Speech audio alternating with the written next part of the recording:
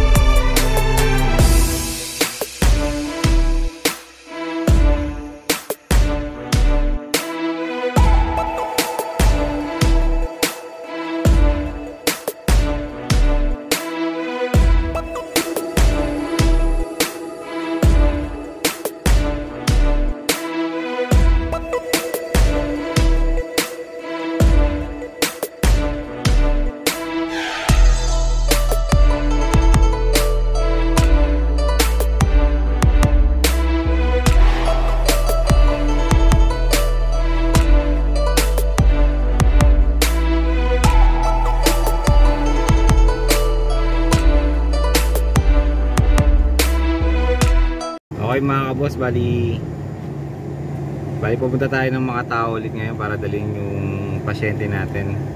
Bali naglalakad si nanay, nasagi siya ng mga batang mga nag-aarutan. Tumumba si nanay, bali ang iniinda niya yung kaliwang hita niya, masakit daw, kaya kailangan ipa-x-ray.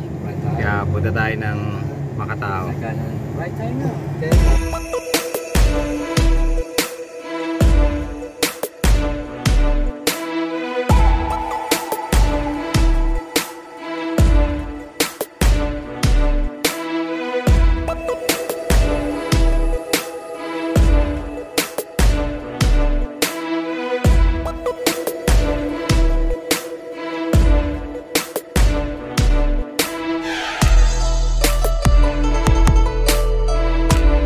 Okay mga boss, kasama ko si Aribato. Bali, naipasok na natin yung pasyente, si nanay sa loob para i-x-ray.